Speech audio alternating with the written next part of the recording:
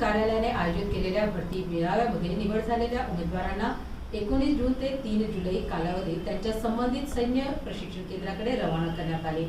निवडलेल्या उमेदवारांच्या या गटात तांत्रिक व प्रवेश अंतर्गत सुमारे 600 उमेदवारांचा समावेश होता, जो भरती प्रक्रियेतील आणखी एक महत्त्वाचा टप्पा ठरला। ही आव्हानात्मक मोहीम अग्निबाज आर्टिलरी ब्रिगेड विभागीय आयुक्त जी श्रीकांत, जिल्हाधिकारी विनय गौडा, पोलीस आयुक्त प्रवीण पवार आणि भरती मेळाव्याच्या आयोजनाची संबंधित सर्व शासकीय विभागाच्या सहकार्यातून पूर्ण करण्यात आली।